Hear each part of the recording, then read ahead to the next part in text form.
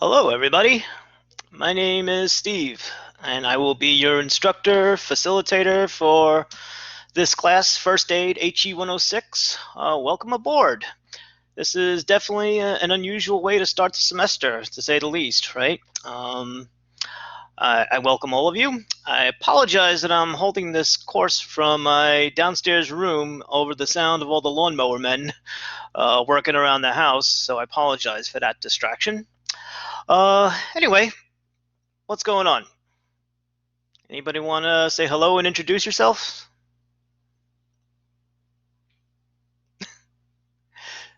That Hello, good afternoon. okay? Who's that? Is that I'm Enget? getting it. Yes, Okay, how you doing? I'm good. How are you? Oh, good, thank you. Um, it's unfortunate, a little disappointing that we can't meet face to face this semester.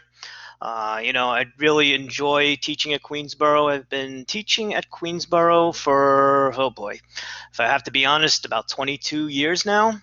I actually took my first EMT class back in 1990, started working as an EMT. Since then, went on to become physician assistant, took my instructor course as an EMT first aid CPR instructor, came back to help out my previous teacher, and have been teaching ever since. I absolutely love teaching these courses. It's definitely going to be challenging doing this all online, but I'm definitely going to try to make it as flexible and as user friendly as possible. Um, what else? I will probably talk to you guys sometime in the future about our EMT program. But let's talk about what we're doing here today. You have signed up for a 3 credit first aid class in health phys ed and dance. We basically, on paper, meet Mondays, every Monday from about 2:10 to 6 o'clock. Because this class is all online and synchronous versus asynchronous, there's going to be a lot of flexibility. There's going to be a lot of self-instruction. First of all, please don't call me professor, anybody. My name is Steve, and I'd really rather consider myself a facilitator of your learning rather than a professor. Oh, sounds kind of snooty to me. Um, so I hope you're all familiar with the Blackboard electronic learning system. Uh, it's not the easiest thing for me to have learned over the last few months, but I'm doing my best. Right now, what I'd like to do is try to share the application screen with you to go over some of the important tabs to get through this program and go through your syllabus, and hopefully this will work. Nope, that's not what I wanted to look at. Okay, so again, if you're all familiar with Blackboard, this is the menu that you see right here. I guess you all pretty much learned how to access the virtual classroom. And if not, hopefully you're able to access that web link that I gave you to sign in to as a guest. And again, if you have any technical problems, please email me. I mean, this is all new to me as well. If you see below here, it says something like announcements. If any special things going on the campus, anything I want you to know about, any events, any particular meetings, I posted up there. Nothing too important. This is the web page to get on the Blackboard helpline in case you guys have any technical difficulties. Getting back to your menu here, right here is your course outline. As you can see, it all pasted up on the syllabus. You can either download a hard copy or you can look at it right off the board. It gives the dates of each class. So today we're going to be talking about what the class is going to be like, what the expectations are, go over a little some of the myths and misconceptions of first aid, and how probably what you're more concerned about is how you're graded, how you're evaluated, and what's expected of you. As you can see, the next time we meet is not next Monday, which is Labor Day, but the following Monday, September 14th. I will post each lesson individually, and you'll see how that works.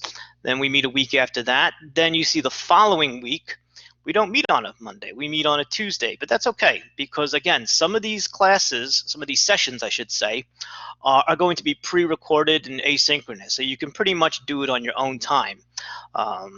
There's a lot of different activities and videos I try to put up on the course sites, so to keep you engaged and to hopefully kind of help you get through all this.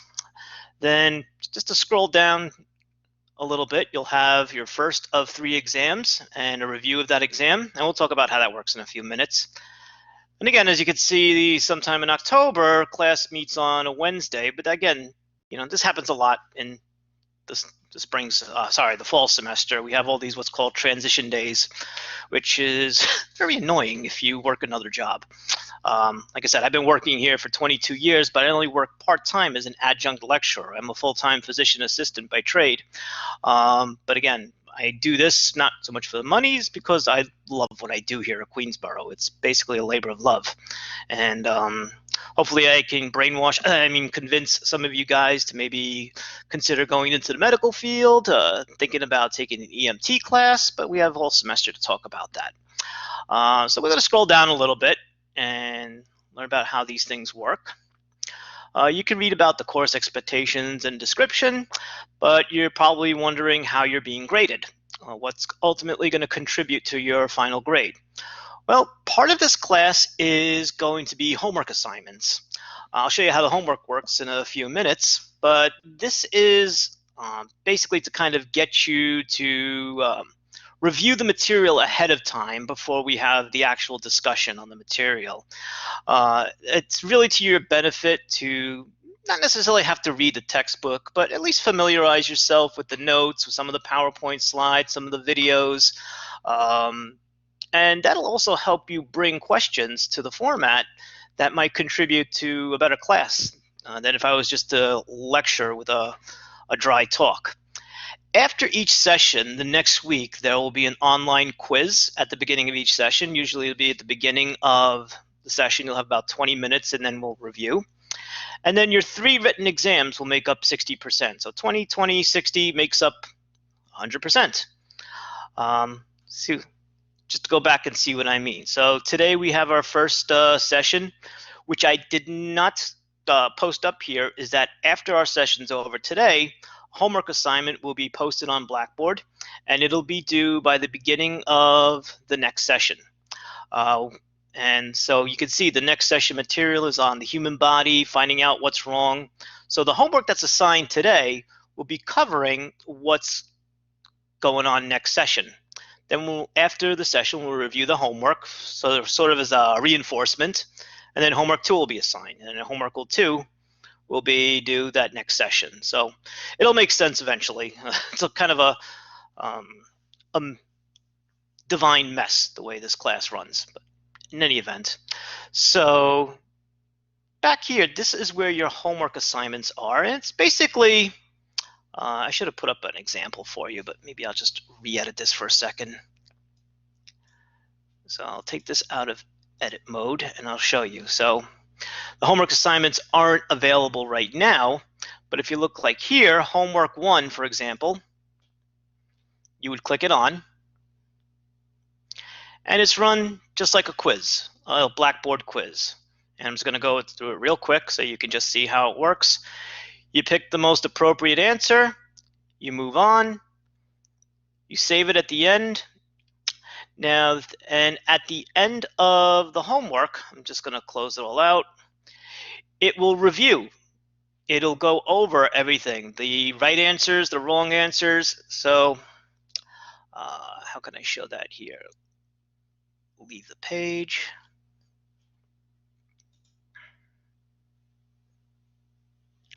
Okay, so just to show you what I mean, at the end of the homework assignment, I'm going to edit the test so I can get the options.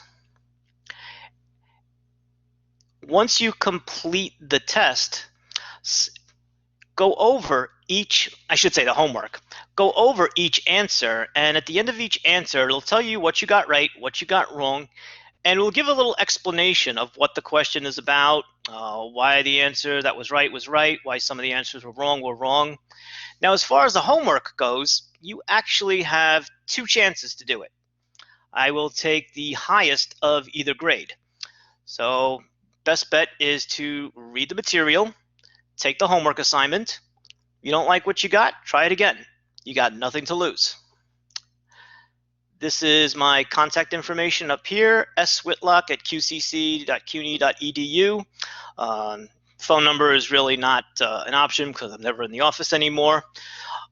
These office hours are for in-house, but really the best way to get in touch with me is one, if you have something personal you want to talk about, you're always welcome to email me. If you have a question about the material that we've gone over, I highly encourage you to place it on the discussion board, which some of you already have, to introduce yourselves. And on that discussion board, I'll also from time to time put up discussion questions that I would really encourage you to participate in, to kind of elaborate and give more perspective to some of the material. I think the more that you engage yourself in any type of learning material, engaging in conversations, trying to think about it, trying to answer your own questions, that's always going to help you learn further down the road. And then you don't see it right here, but there will be a tab for your examinations, which isn't available right now. And after each quiz or each homework or each exam, your grades will be posted in this tab or right over here. Does anybody have any questions so far?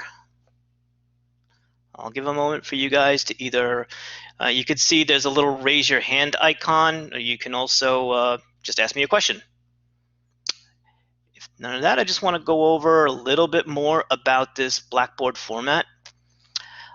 This tab right here gives the PowerPoint slides, the published textbook PowerPoint slides for each lesson. They're very dry, they're very wordy. I'm not one to really favor published PowerPoint slides. You know, when I teach in class, I really try to make it interactive and more of a dialogue, more of a discussion. Best we can do right now. Let me just turn this off for a second so you're not going to see all of this on your own mode. Edit mode is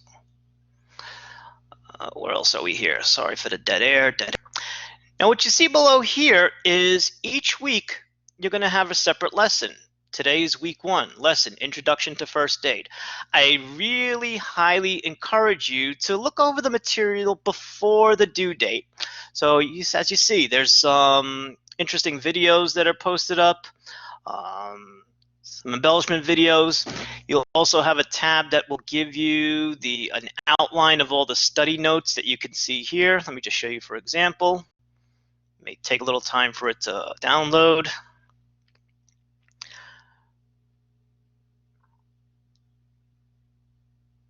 So study notes, get out of there. You have study notes in outline view. Let me go back. At some point, I want to talk to you a little bit about EMS in our EMT program that we have. And at the end of the program, you will also have your homework assignment posted, and you also next week have your quiz posted. So let me just show you what I mean right there. So at the end of the session, usually about 6 o'clock, oh, I'm sorry, you won't see the homework posted here. The homework is posted up in this tab right here. So let's go to week 2. Week 2,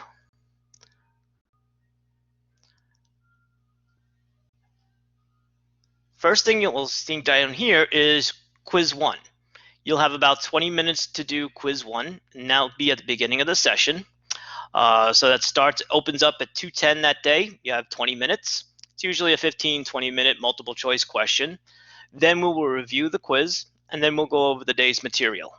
And again, there's a whole list of items to look at to prepare yourself for that day's lesson. And it just goes on and on. Again, some of these lessons will be live. Some of them will be pre-recorded. I will definitely let you know ahead of time. Does anybody have any questions so far about how this class operates? Does anybody have anything you want to share? Any comments, questions? Yes. Angeli, Yes, I have a question. Do please. we have to buy any material for this class? That's a great question that I was going to cover in a few minutes. So there is a textbook that goes along with this class. It's called Advanced First Aid, CPR, and AED. Um, I'm not going to tell you to not buy the textbook because that would be ethically wrong for me to do. However, I really do believe that I kind of did everything I could to put everything that you need to get through this program on your Blackboard between the study notes, the videos, the PowerPoint slides, and some of the exercises and homework. Read between the lines. Did I answer your question, I hope? Javante. That's right, Yes. Javante.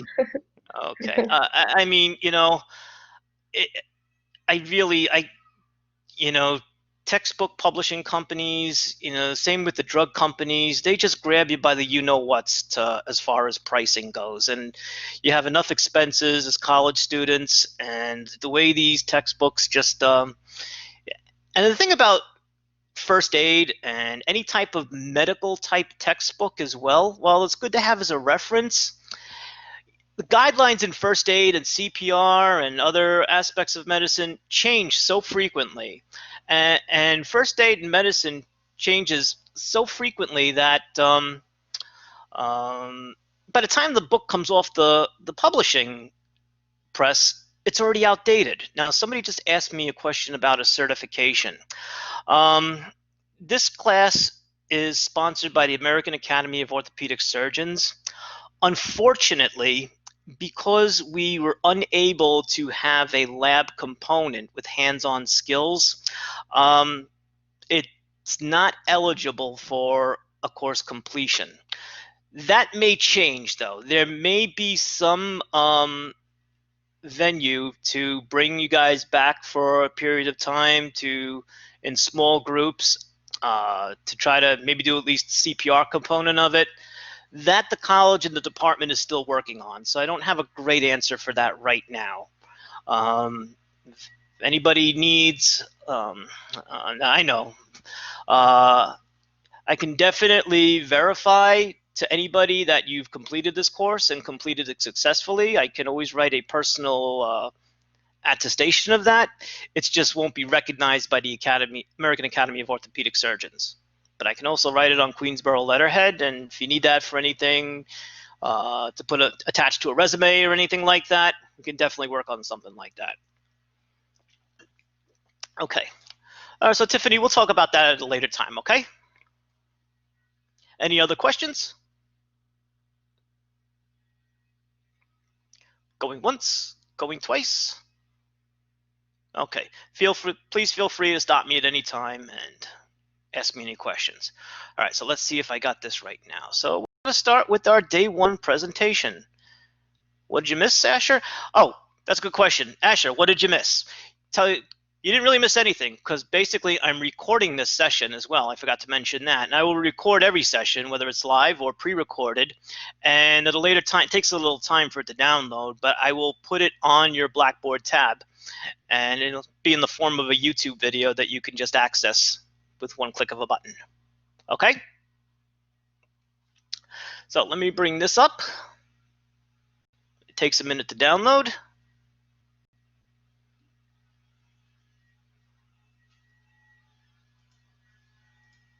Oh, wait a minute. I think I got to take this off first. Share files. What am I doing wrong here? Share now. Ah, gotcha. Like I said, this is still relatively new to me, okay? I'm not in the same technology generation as you guys.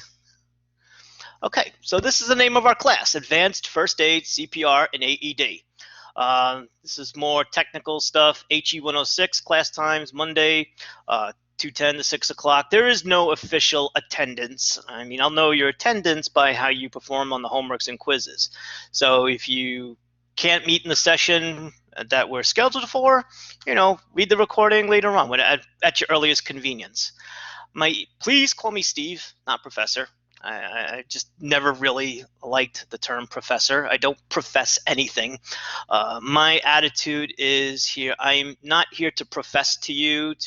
I'm here to share the knowledge that I've learned in my profession and in my experiences over the years with you guys to hopefully give you a helping hand if you guys decide to go into any field of medicine, or just if you find yourself in a situation where you might be needing first aid or any of the stuff that we cover here in your own lives. Hopefully not, but it's always a good situation to have anyway. My official email is swhitlock@qcc.cuny.edu. I also have a personal email just for my first aid and EMT students. It's steveqccemt@gmail.com. I prefer if you use that email because I will see it much sooner and I'll be much more likely to get back to you much quicker. I don't check my college email all the time because it's usually flooded with political statements, kitten pictures, and just a whole bunch of other nonsense that's not really pertinent. So just to me, it's just a waste of time. So anyway, let's move on. This is the textbook that I was talking about, First Aid, CPR, and AED Advanced. Now, of course, if you really want to buy it, I'm not going to discourage you from it. I'm sure you can get it on Amazon. You might even be able to get it electronically. We always have it in the bookstore on campus, but I don't even think that's open, so that's really not an issue. But again, if you want it, by all means, have at thee. So what I want to do right now is, now I would usually do this in the classroom as a little quiz that you guys would work together on. I want to know, or I want to get an idea of what you know at this point about first aid. A lot of things we think we know are the right things to do in emergency are actually not right at all. And it could be from what we've seen on TV, on social media, things we've been taught by our parents over the years, some home remedies, some things that are just handed down to generation to generation. So we're going to do a very quick true-false quiz. Obviously, you're not going to get graded on it. I just want to get an idea of what you know about first aid. And don't be afraid to answer honestly. There are wrong answers, but nobody's going to judge you on it. But do your best. So first question. The goal of first aid is to prevent having to see a doctor. Is that true or false? Okay. Okay. Okay. I think everybody pretty much has the answer to that, right? The answer is false. Okay, that was an easy one. Okay. Next one's not going to be so easy. Okay. The law requires a trained first aider or a first aid provider to give first aid whenever someone has a need for it. So if you're certified in first aid, you have a legal obligation to render care. Wow, I'm getting more answers than coming in too fast for me to even read.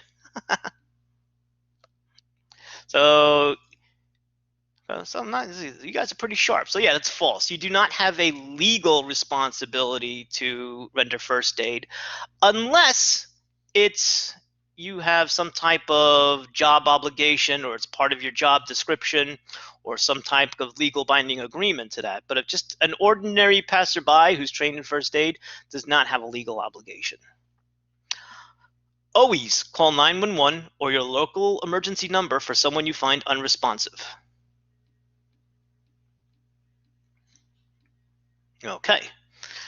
So I like the way that question is worded. Always call 911 or your local emergency number for someone you find unresponsive. 911 is not always the best choice to call. For example, if we were on campus and we were in our classroom in RFK 206, and someone had some type of medical emergency of some sort, which has happened in the past, and you called 911 from the classroom, what would happen would be an ambulance would respond to Queensboro campus, and they would respond to the front gate, which is on the other side of the campus, and nobody would know where that ambulance was going. The actual correct procedure, if there's an emergency on campus, is to go to one of those red phones and call security. So let them know where you are, what the emergency is. Security will then call 911, and they will meet the rescue at the door. They'll tell them where to respond, and you'll get a much faster, much more appropriate response that way. Some places you have some type of industrial settings that are acres and acres in size, and they have their own emergency response crews right on the facility. Sometimes it's a matter of calling an emergency number, and there's still some areas in the country that don't have a 911 system. You still have to dial a 7-digit number to get access to EMS or emergency rescue service. Kind of interesting. So that answer, but by and large, that answer was true. To prevent the risk of getting infection, in no circumstances should you touch a bleeding victim. Wow, you guys are sharp. Yeah, very few absolutes. Now, there are plenty of circumstances when you can touch a bleeding victim as long as you're protected yourself, and we'll talk about that a little bit later, so that's false. CPR should be used for every victim who's not breathing.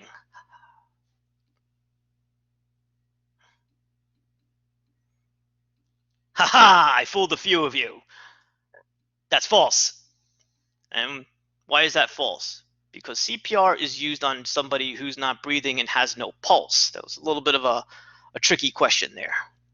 All unresponsive victims should always be positioned. That's right, Julie. All unresponsive victims should always be positioned on their back. Well, you guys are thinking about this one. Okay. Fooled a couple of you, not too many of you. The answer is false. And that's something we'll address later. Now, we're not going to go into the details of why these questions are true and why they're false. We got the whole semester to do that. But again, this is just to give you an idea of who knows what. The best way to stop external bleeding is to put pressure directly on the wound. Yes, that is true. Okay, use a tourniquet whenever there is significant bleeding from the lower leg.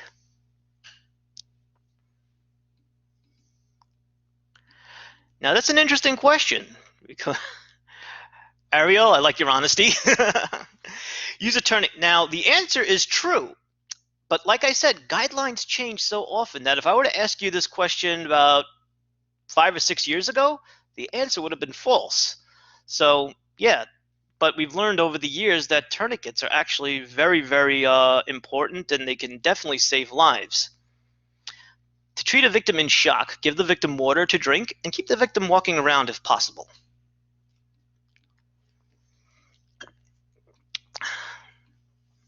Okay, I got a little bit of a mix here. The answer is false. And if you're getting these questions wrong, do not feel bad about it. That's why we're taking this class. We're not expecting anybody to know all these questions. So, for a victim with severe burns over most of the body, do not use cool water to cool the burned area. Pretty good. And that is true. I like how you guys are very into this. If a high power line has fallen on a person, the first thing you should do is pull the person away from the wires.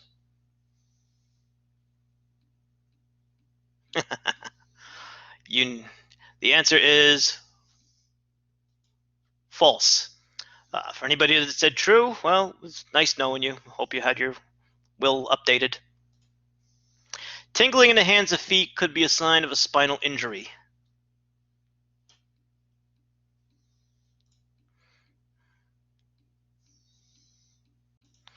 The answer is true.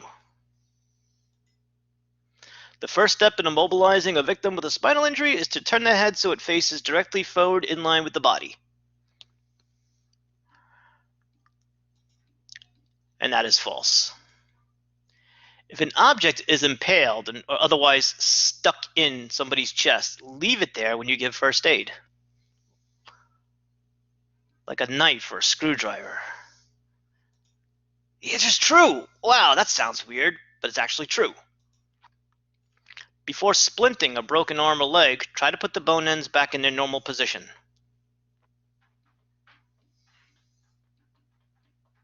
Well, there's some caveats to that question, but it's actually true to some degree.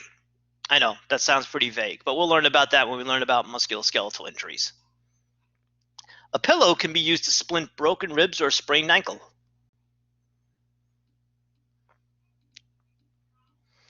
Actually, it's true. And it's unfortunate that, we're not going to have a lab component to practice splinting because it's usually a lot of fun. First sign of an impending heart attack is a sudden, unexplained headache.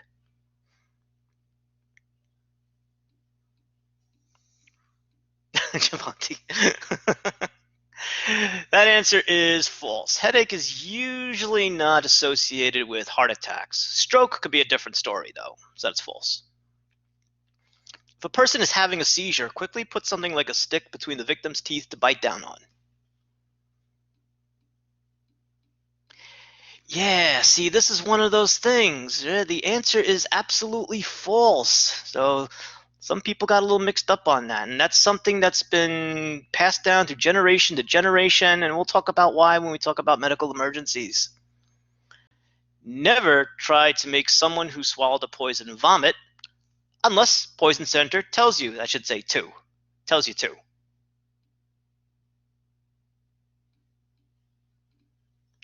That is true. Very few instances where poison control will actually encourage you to get somebody to vomit, though, but we'll talk about that during poisonings. With a snake bite, cut across the fang holes to let blood flush the poison out of the body.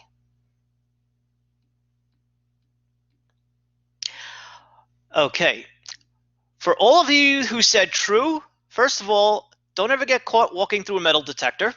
And the answer is actually false. I know you've probably seen it on a lot of movies and TV shows, but it's not the right treatment. The best first aid for a hypothermia victim is a hot shower or bath. That is false. If someone suffers heat stroke playing softball at a picnic, give him iced tea or a cold beer to help cool off. No, well, if you have the cold beer, it's right, that's false. If you have the cold beer, you could give it to me while I tell you what to do, but in the meantime, don't give the victim anything to drink. In any car crash, the most important thing is to get the victim out of the vehicle immediately because you never know when a fire may start.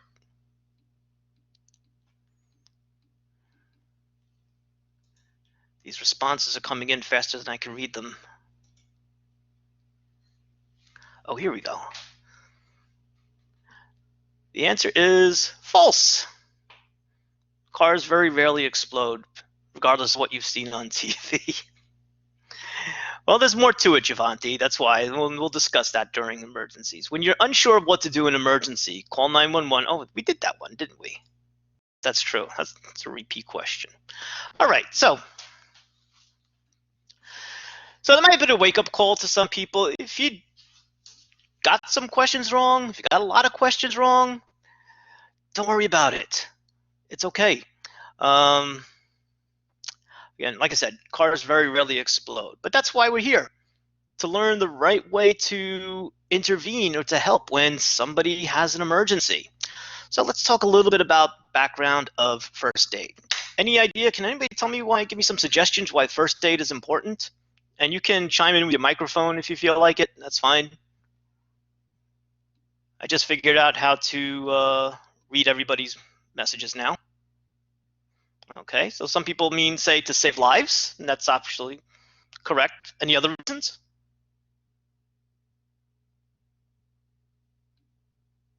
To know what to do in case of an emergency?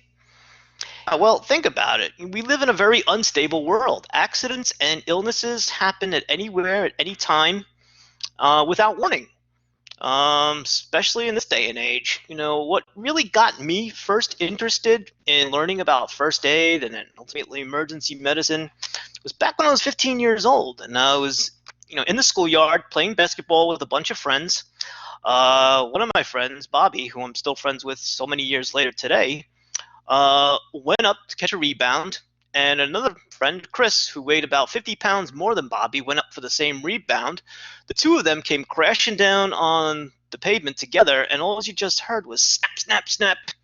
And when the dust and smoke finally cleared, Bobby was on the floor screaming in pain with his left leg twisted up like a pretzel, the bone sticking out in a puddle of blood.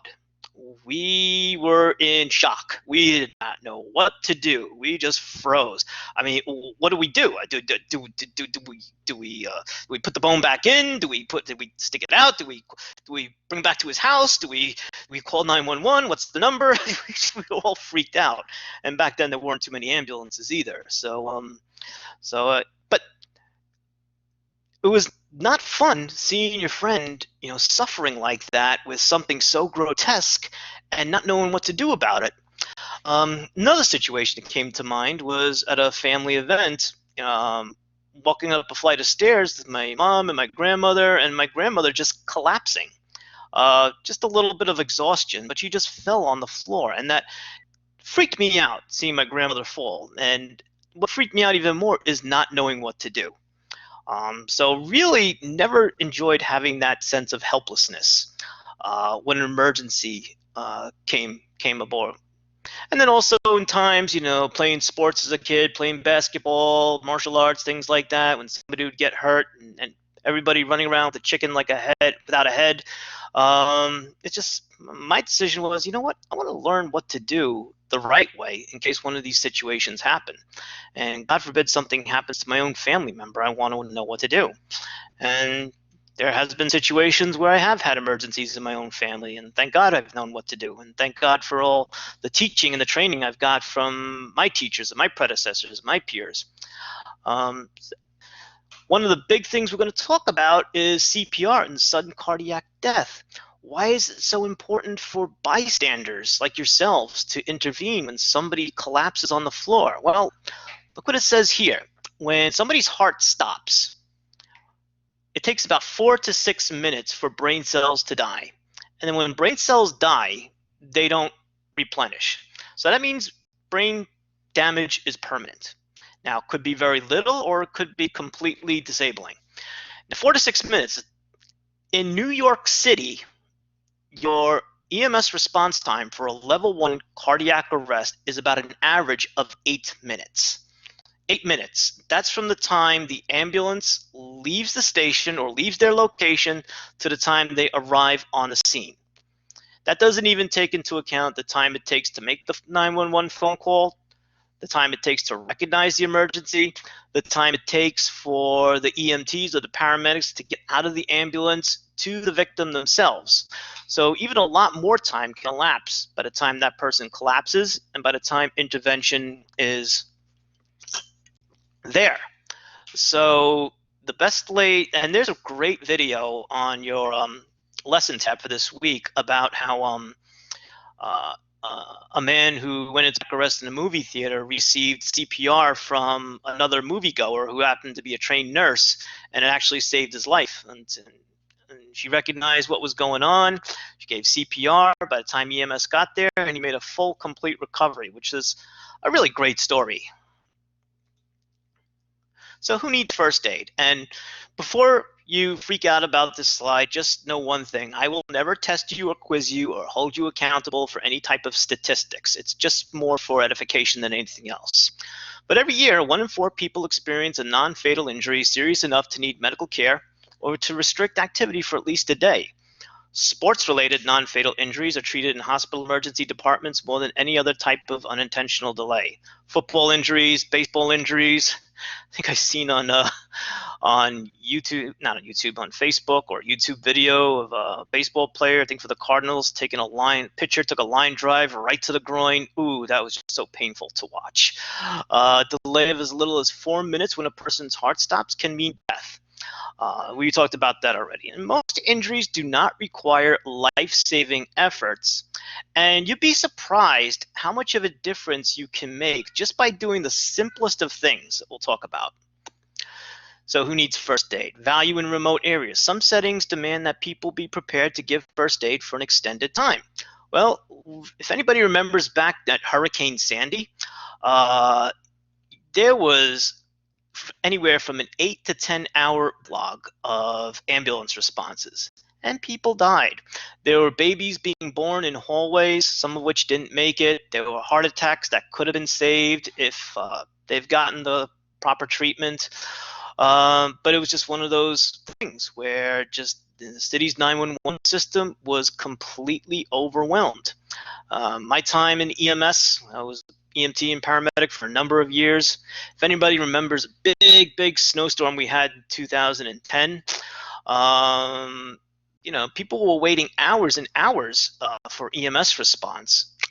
One that we went on to for a lady having difficulty breathing, we had to park our ambulance about 3 blocks away from the person's house because the side streets were not plowed at all. It was one of those situations where sanitation decided to have a job action and not plow any of the streets. So we had to walk up 3 blocks. We had to assess her, treat her, and we had to kind of create a makeshift sled out of our boards and straps to pull her, like husky dogs, 3 blocks to the ambulance. That was a brutal day. Luckily, her condition was not so critical that she was in any bad shape, but not everybody was so fortunate. You may be working, like we said, in a remote area, a farm area where somebody needs help, where a rescue can be more than 10 minutes away. You may be working one of these huge industrial factories that could take an ambulance several minutes just to navigate through the land and the grounds. So it's always good to have these skills. And of course, God forbid, if it ever happens in your own situation, your own family life, something that I always want to stay with. So what is first aid? First aid is the immediate care given to a person who has been injured or suddenly ill. Does not take the place of proper medical care. It's not definitive medical intervention. It's just a means of trying to apply temporary help to hopefully get this person maybe a little bit better. At the very least, try to keep them from getting any worse. First aid includes treatments that people can give themselves, knowing what they can and cannot do, should or should not do. Recognizing a serious medical emergency and knowing how to get help could be crucial in saving a life. Now, the textbook in your slides talks about every single item that belongs in a first aid kit. That goes beyond what I want to talk about. There's many different types of first aid kits on the market. The only thing I'll recommend is that if you find yourself in a situation where administering first aid is part of your responsibilities, your job description, maybe you're the first aid officer of a job, maybe some of you may be lifeguards, or obviously if you're a professional rescuer, you need to familiarize yourself with whatever first aid kit that you carry. Familiarize yourself with all the equipment that you have in there. Replace it and replenish it once it's used. Make sure it's up to date. Make sure it's not expired. Those are important things. A first aid kit does you absolutely no good if it's out of equipment. Now, most first aid supplies are either to just stop bleeding, relieve a little bit of pain, prevent further injury. You're not going to see things like hypodermic needles, except maybe for like an EpiPen, scalpel, stitching equipment. Those are more advanced medical supplies, not something you should see in a routine first aid kit. Here's a question that always pops up. Can a first aid provider be sued? Anybody want to answer that? Tackle that? And I'm sorry, that was misspelled. I meant to add that. I believe there's a law, the Good Samaritan law. If something goes wrong, so the good intentions of helping out the person, Is that that law Leslie? stands behind you. Is that Leslie talking? Yeah.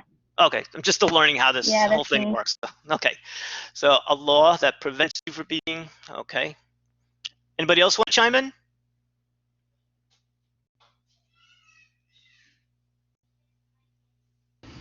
I was just about to say that I think it depends on the person. If maybe like, I don't know, they don't want to be rescued, or maybe they don't want the specific person who rescued that person to do it.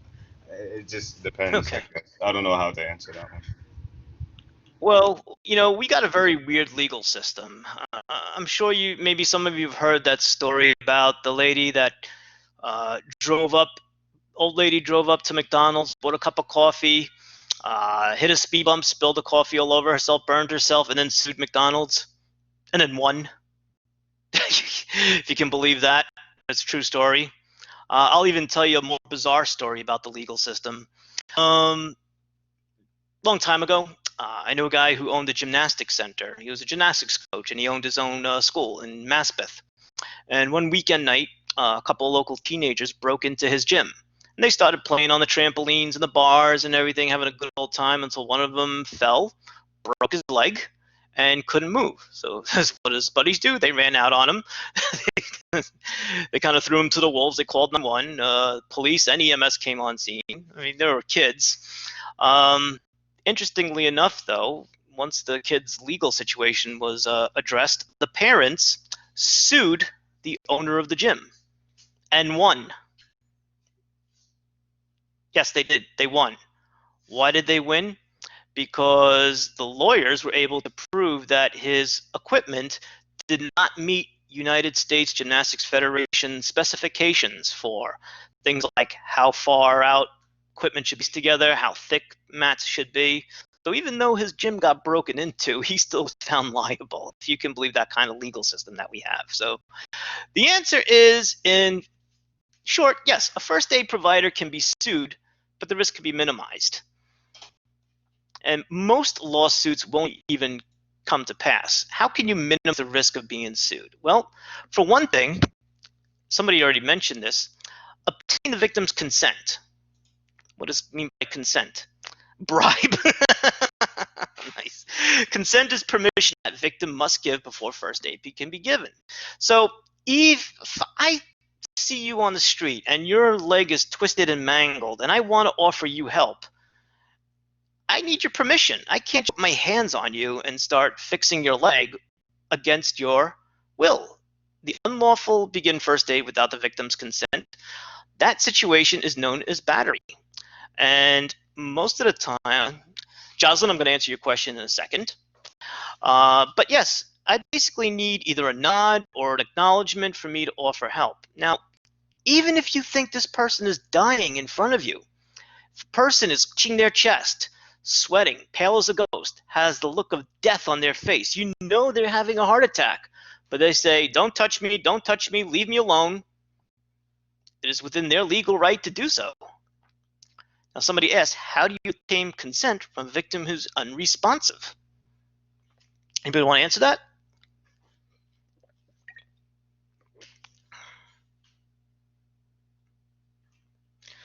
Okay. What, do you just like grab them by the head and shake it up and down, pretending they're, making it look like they're nodding yes? Well, if they're unresponsive, the consent is implied.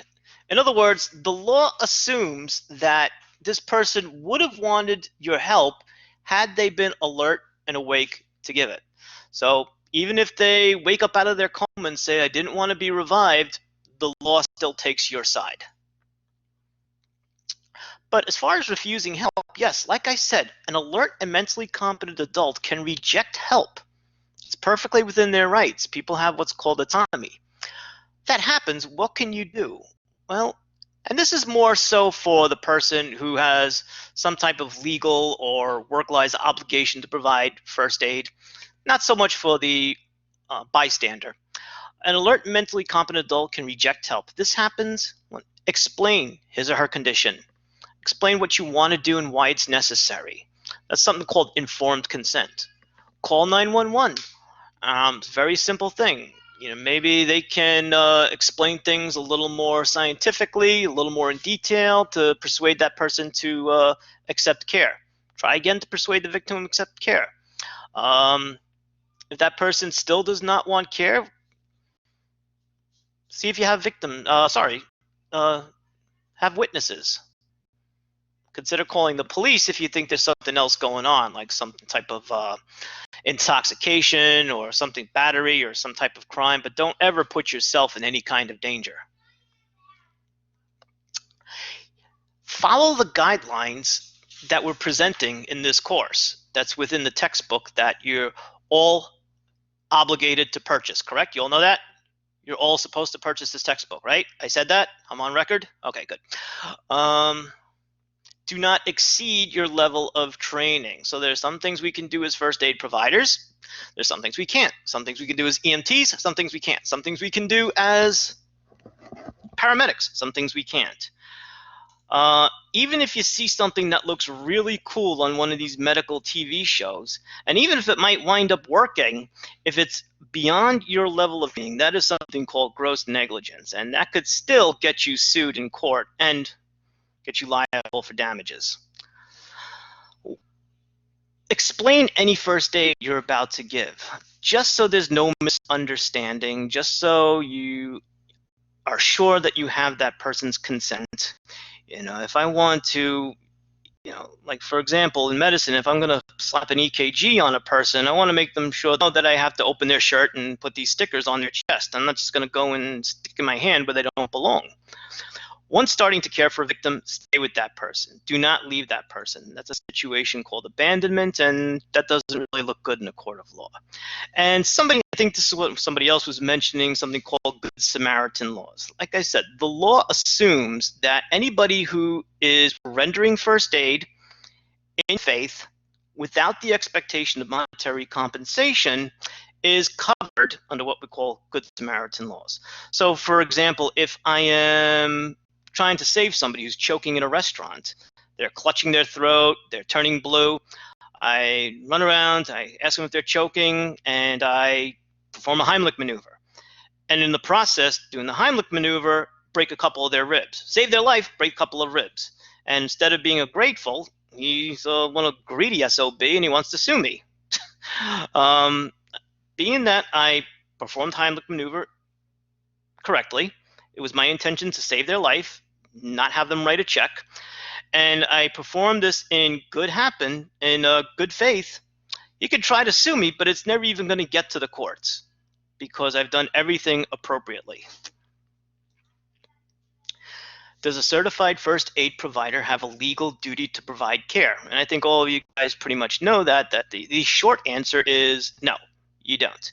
You do not have to help a stranger unless you have a legal obligation to that person. So if you're a parent who's taking care of a minor, then yeah, you have an obligation. If you're, say, a lifeguard, or if you're a camp counselor in charge of taking care of children, then yeah, you have an obligation. Maybe you're working in an adult care situation, an adult care home, and then part of your job description is to give first aid. So in that case, that's a different story. But even then, say for example, I'm in the campus. We're in campus, we're having class. If anybody's familiar with where we have class, there's the gym building, the RFK building. You have the weight rooms, the basketball gym, and you have some of the classrooms downstairs. As a certified EMT paramedic, if I'm teaching a class and somebody upstairs breaks their leg playing basketball, am I obligated legally to go up there and treat their broken leg?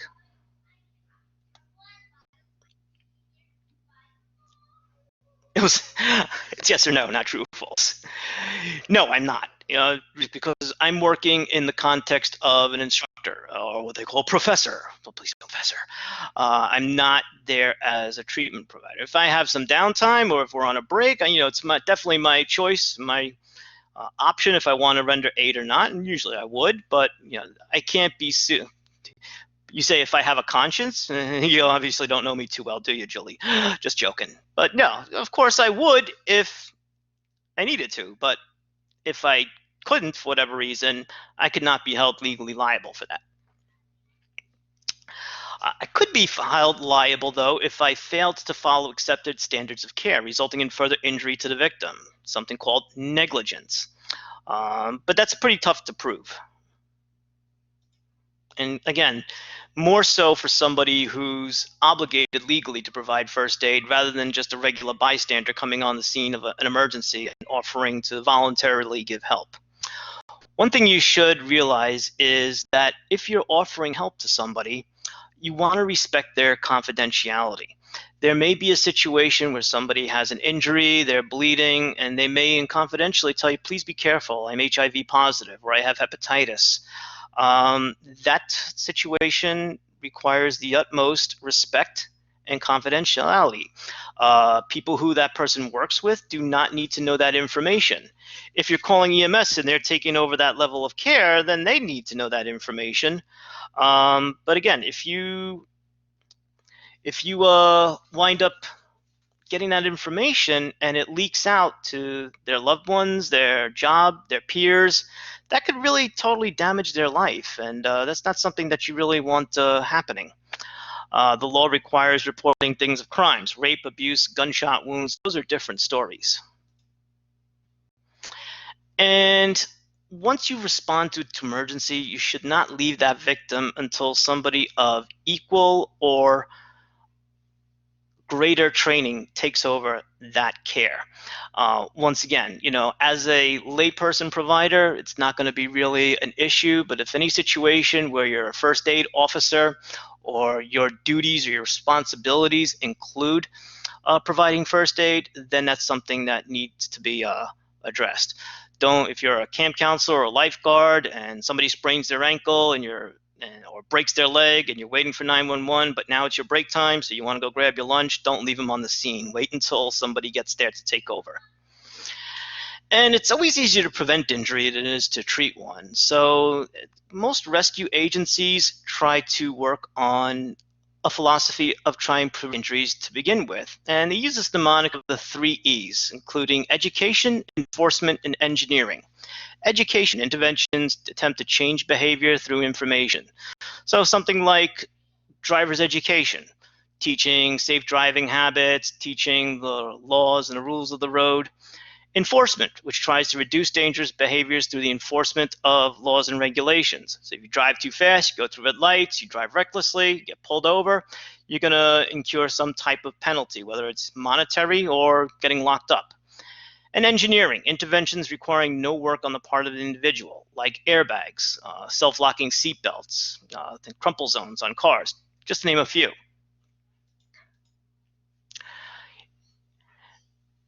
I'm going to skip over this, for example. And the Hayden Matrix is a system of trying to prevent injury from happening before it even happens. So, for example, to prevent motor vehicle crashes, drinking and driving laws, seatbelt use during the event and post-event, rapid EMS response. It's a system of preventing, intervening, and then summing up after an emergency happens. So let's talk about what to do when you're deciding to act in an emergency.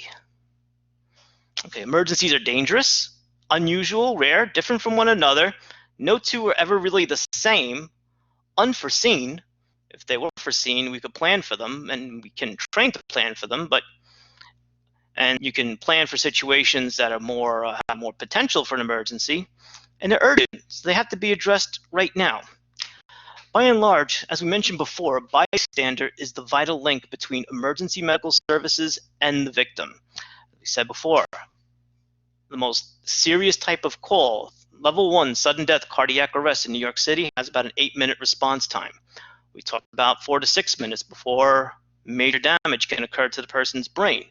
So we need a link, and the bystander is that link. Now, there's a lot of things that you need to do and do quickly. You need to recognize the emergency, make that decision to help.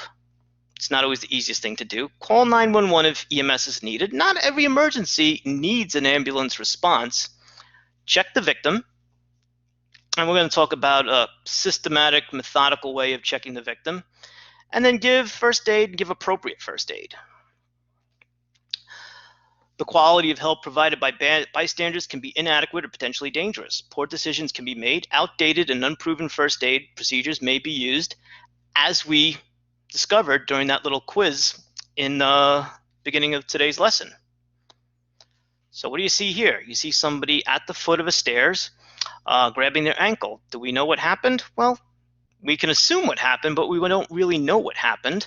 Can't really appreciate it too much from a 2D photo. Did this person fall down the stairs? Maybe. What made them fall down the stairs? Did they miss a step? Did they get dizzy, lightheaded, and then fall down the steps? So you actually have two things happening. These are all situations, information that it's good to obtain if you're going to decide to give first aid. Now, here's a question for you. What are some reasons why a person certified in first aid may be reluctant to offer help? Anybody have any thoughts?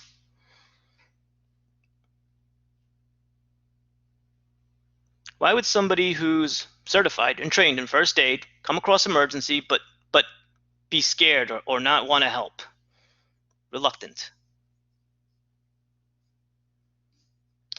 Could be a family member and feel too much responsibility. Okay.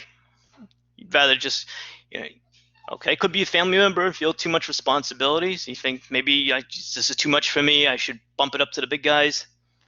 Okay, because it is dangerous and the scene is not safe. That's absolutely a valid reason. Maybe someone else will take action, but will they take the right action? If something goes wrong and others can blame you. So there's a lot of reasons why somebody trained may not want to offer help. Fear of getting sued. Very valid reason, but we already talked about that, didn't we? Fear that they may not know enough to get the job done, but hopefully by the end of this course you'll know something. And by and large, there's even little things that you can do to offer help. So maybe you forgot how to handle a situation when somebody's lying on the street with a broken leg because they were plowed into by a car. You may freak out at the sight of that, but is there still help that you can offer? Can you call 911? Can you redirect traffic? Can you tell somebody who's trying to move that person from the scene not to move them so they don't aggravate injuries? Sure. So there's plenty you can do, even if you're reluctant to get too close to that victim. So it's just a matter of intent. So what should be done? Call 911 if EMS is needed. Now, there's some situations where EMS is needed, some situations that are not, and we'll be spending the next few weeks talking about that. Check the victim, give first aid. Okay, when would you call 911? Well, you got to ask yourself a few questions. Is this victim's condition and life-threatening? These are questions that, I don't want a real answer to because every situation is different. Could the condition get worse on the way to the hospital? So say, for example, they had a fall or a car accident and you suspected they had a bad neck injury and they want to take an Uber to the hospital. Could moving around and walking turn that neck injury into a severed spinal cord? Does the victim need the skills or the equipment of EMS? Does that leg need to be splinted? Do they need definitive treatment right on the scene, like treatment for a severe allergic reaction or even a heart attack? Could distance or traffic conditions cause delay? Try getting anywhere in the middle of Midtown Manhattan anytime during the day. It's not gonna. Is a spinal cord injury suspected, which we just mentioned? There's certain particular ways to move a person and transport a person without aggravating spinal injuries. Many victims should be moved only by EMS-trained personnel, especially when spinal cord issues are an issue. EMS personnel know what to do or in radio contact with hospital physicians. There's also something else to consider.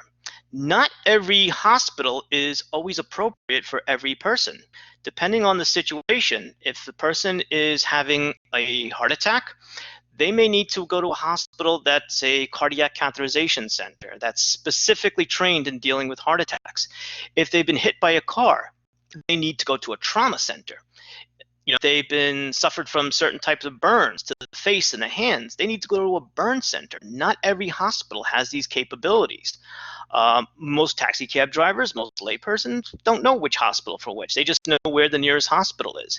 EMS is trained to do that. So the nearest hospital is not always appropriate. So sometimes it's much better to call EMS and let them make that decision. An EMS ambulance can usually get the victim to the hospital quicker. That's not necessarily to say they're going to be in the emergency room quicker. So that's a false thing that a lot of times people believe. I sprained my ankle. Instead of taking a cab, I'm going to call an ambulance because I'll get seen faster. No, you'll get to the hospital faster maybe, but once you're in the hospital, you're going to be waiting in the waiting room just like anybody else. So how to call EMS. Has anybody ever helped for an ambulance working in the, living in the 5 boroughs in New York City? Just curious, because I used to work in the communication center as well. Okay, so a few people are saying yes. So what happens? You call, and they ask a lot of questions, don't they? You want too many. Okay, yes. All right, and it seems like a waste of time, seems like a lot of nonsense, but think about it, there actually is a reason for that. So at any given point in time, there's usually about, in all 5 boroughs, population of about 18 million, about 250 or so ambulances in the 911 system between all 5 boroughs. On an average day, there's about 4,000 calls for EMS in New York City every single day. At the height of the COVID crisis, it went up to about 8,000. Those numbers can spike up during emergencies, during disasters, whatever the event is. It's very likely that at any given time of the day, there's going to be, at any moment, there's going to be more calls for EMS than there are ambulances available. So let's see. Does a person who has a broken, mangled lower leg need to go to the hospital by ambulance? Yes. Does a person clutching their chest, sweating, saying, my chest hurts, who's 60 years old with a cardiac history, need to go to the hospital as well? Yes, absolutely. Who do you think needs to go to the hospital first, the broken leg or the possible heart attack? Who is more likely to die? Person with a heart attack. So that's why they ask all these questions. When you make that call to 911, that call first goes to the police department, 9 Metro Tech Plaza. It's answered by a layperson, police operator, who takes the basic information. Once it's determined that EMS is needed, that call is routed to the fire department Bureau of.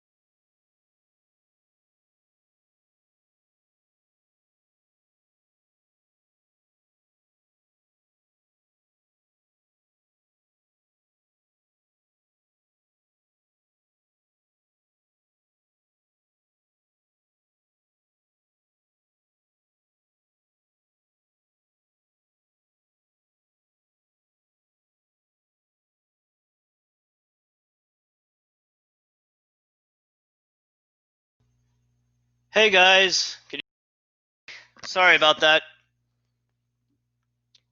Okay, one of the drawbacks about doing these online sessions is that I'm going to lose a signal. But anyway, so where were we? So the call receiving operator receives that call, they triage the call, and then they give first aid instructions in the process during that time. During that time, while the operator is online with the caller, they're routing that call to the dispatcher. Dispatcher is actually a separate person, and that dispatcher will, thank you, will assign the closest appropriate ambulance to that emergency, and he may be doing that while the call operator is still on the phone. So it really doesn't delay the response of the ambulance. So that's why it's very important to maintain calm and composure while that call is being made. You guys are seeing the slides, I hope? So when you're calling EMS, it's very important to teach children when and how to use 911. teach them to dial 911 and not 911, because if you teach them to call 911, they'll spend a lot of time looking for the 11 button on the phone, and that's that's actually a true thing. If you call 911 accidentally, explain why. Do not hang up, because once 911 is called, at least in New York City and most other places, they have an enhanced 911 system. So the callback number will be displayed to the dispatcher and the call receiving operator. And if we don't know what happened, it goes in as an unknown situation, and then a response is going to be sent there. So don't hang up. Let call was accidental for whatever reason, and continue talking. Add EMS, fire, and police numbers to a list by your phone if you don't live in an area that has a dedicated 911 system, and stay calm. Stay calm. Answer all the questions.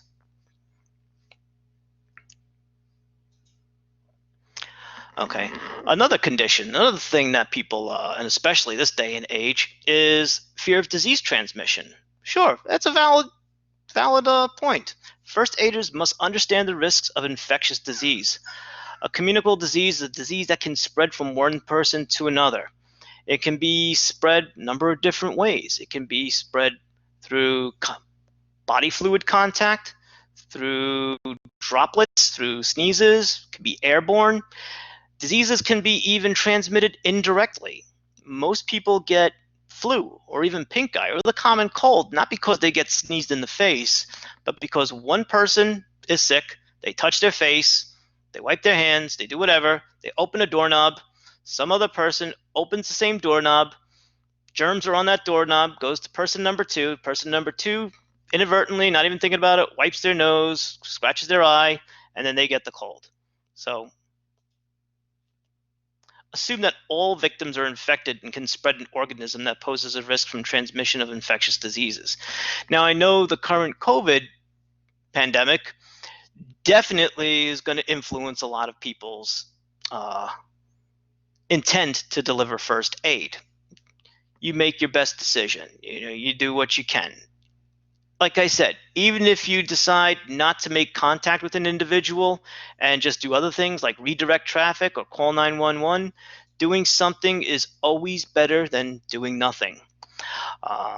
If you're a professional rescuer or if you have an obligation to provide care, have some personal protective equipment, or what we call barrier equipment. I think we already know a lot about that. Face masks necessary, exam gloves. If there's any possibility of exposure to body fluids like blood, you should always have some type of latex or non-latex or vinyl gloves to prevent any kind of bloodborne transmission, especially if you have little cuts or nicks on your hands. Contrary to popular belief, wearing gloves everywhere you go in this day and age to prevent the spread of COVID is invalid. It does not work. Unless you're changing gloves every time your hands touch something different, all you're doing is carrying germs with you. The best way to prevent COVID on your hands and transmit it to your face is to wash your hands frequently. Carry hand sanitizer with you. As I said again, wearing gloves will not prevent transmission of COVID. It will prevent transmission of bloodborne pathogens. We're going to talk about bloodborne pathogens in a few moments. You also need to make the decision if you're going to deliver any type of mouth-to-mouth respirations, which I wouldn't recommend, but still there. Make sure you have some type of barrier device. What you see right here is somebody giving rescue breathing using a pocket face mask. Eye protection, goggles, gowns, aprons. There was a time in EMS when I responded in the Bronx, 183 in Crotona, to a shooting, and I guess it was a drug deal gone wrong. This victim was about a good 6'5", 300 pounds, shot in the neck, flailing around in the middle of the intersection. Everywhere he was flailing, a stream of blood was following him around, following him around, following him around. Well, you know what? People were screaming. Police were getting on us to treat him, get him out of there. But we weren't going anywhere near this guy until we put on a full gown, face mask, goggles, hat, gloves. You don't want to do anything or bring anything home to your family. So protect yourself first and foremost. Wash contaminated area with soap and water. If you wind up getting exposed to any bloodborne pathogen, seek medical care immediately. Immediately. If it happens where you're on the job, report it to your supervisor. Make a report immediately to protect yourself legally as well. Some certain disease of interest or diseases of concern, HIV, hepatitis B, hepatitis C, these are all transmitted through blood contact. Now, you guys know a little bit about AIDS, HIV, not synonymous. HIV is a viral illness that causes the condition of AIDS. AIDS is a situation where your body succumbs to diseases, bacteria, viruses, pathogens that normal healthy bodies usually have an intact immune system to fight off. HIV kills the white blood cells that are responsible for killing off these diseases. So ultimately, as the disease progresses, the victim winds up falling victim to such things like pneumonia, cancers, things of that sort. Hepatitis is a viral illness that attacks the liver. Now, there's several types of hepatitis. Oops. There's hepatitis A that's not transmitted through blood. It's actually transmitted through fecal matter or contaminated food. So you have that restaurant worker that goes to the bathroom, wipes himself and doesn't wash his hands, and then mixes up your food and serves it on the tray. That's usually how hepatitis A is usually contracted. Hepatitis A is very mild. Usually by the time you have symptoms, it's already leaving your system. Hepatitis B and C, however, can cause chronic, permanent liver damage, leading to not only liver failure, but even ultimately death. They can be cured, but it's difficult. What you're seeing right here is a complication of hepatitis B from liver failure. What's happening is this belly is getting all swollen with fluid because the liver is shutting down, and it's not making the proteins necessary to keep fluid in its normal spaces. Pretty nasty. Tuberculosis is another disease of concern, especially in very crowded areas like shelters, prisons, even nursing homes, which we thought was gone at one time, but kind of resurged as well as when HIV became a problem back in the 80s. And it's a bacterial illness that attacks the lungs and attacks other organ systems as well, but it has a prevalence to the lungs. And it can cause symptoms such as coughing up blood, unintentional weight loss, night sweats, just to name a few. Tuberculosis can potentially be cured, but it's very, very difficult, and it's very, very contagious. So don't forget to protect yourself. Any questions about anything we've covered so far before we wrap up?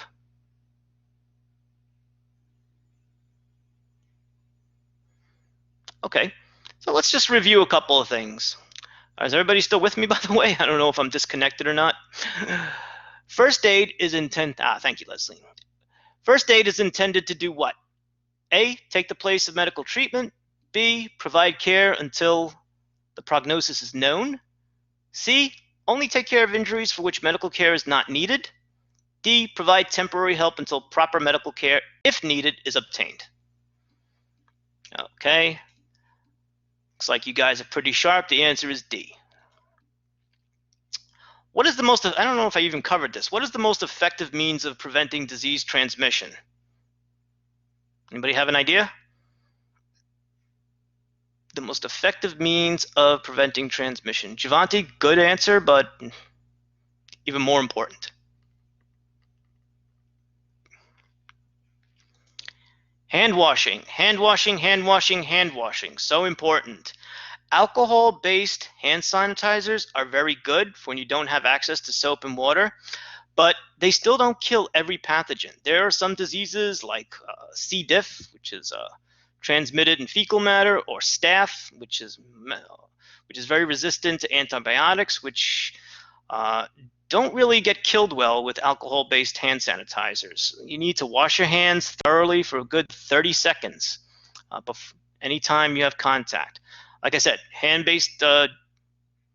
alcohol-based hand sanitizers are a good temporary agent, but they do not substitute for good hand washing. Blank encourages people to assist others in distress by granting them immunity from lawsuits?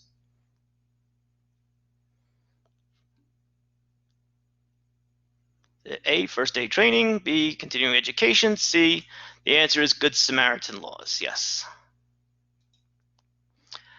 Why are laypersons less likely to offer help in an emergency occurs in a public place? A, lack of knowledge. B, confusion about what an emergency is. C, characteristics of an emergency. Or D, all of the above. There's no fooling you guys.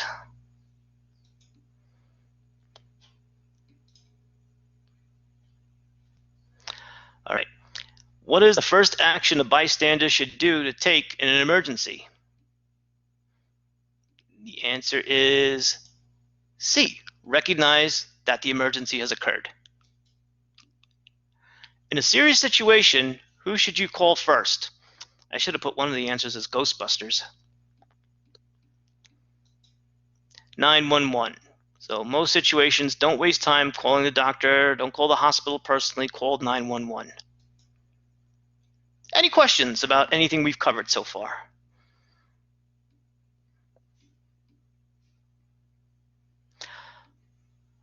Okay, well, guys, thank you for bearing with me through my little technical glitch over there. Pleasure meeting some of you. Please feel free, if you have any questions about anything we've covered or anything regarding first aid at all, please feel free to post it on the discussion board. And yeah, Tiffany, that's it for now. There's a lot of stuff that you're going to have to do on your own as part of this class. There will be a homework assignment for next session posted at about 6 o'clock. As I said, the homework assignments are usually like 20-question, multiple choice questions. You have 2 chances to do them. So I would do the first one, look over the answers, try again.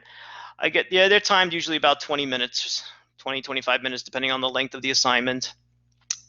Then next session will be in 2, that's why I hate September so much, because it's so hard to get into the groove. You have one class, then you're off for a week, then you have another class, then your next class is on the next Wednesday. It's so confusing. But look at your syllabus. The next class is on the 14th. We're going to be covering, in the textbook, chapters 3 and 4. We'll be covering a little bit of the human body, anatomy and physiology, and how to properly respond to an emergency as well. What to do first, what to do second, how to approach an emergency, how to approach a medical emergency versus a traumatic emergency. But yes, feel free to ask me any questions on the discussion board. If you're a little squeamish about posting on the discussion board, then please email me. Again, the homework assignments are based on all Blackboard material, videos, notes, discussions. Everything you need is on Blackboard. I'm not going to tell you not to buy the textbook, but yes, you guys will have a quiz on the 14th at 2:10. It'll be about a 15 to 20 question quiz. You'll have 20 minutes to do it, and then there'll be a review right afterwards, and then we'll go over the day's material.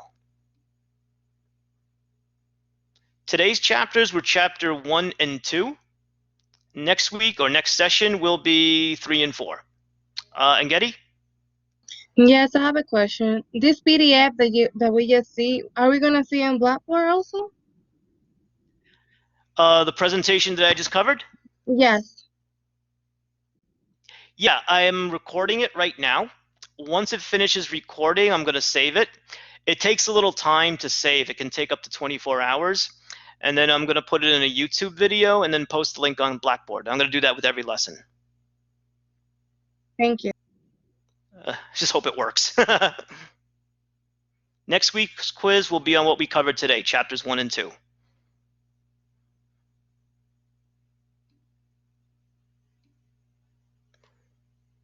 Julie, what did I say about calling me professor?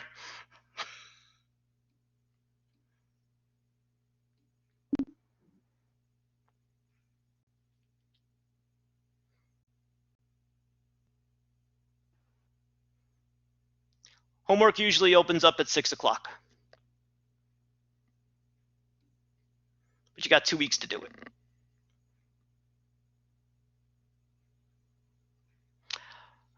All right, all. Have a great day. Stay safe, and I will be in touch with you. Email me if you have any questions. Put any is a homework the next, and the homework isn't. Look at the syllabus. Once the homework is assigned, it's usually due by the beginning of the next class.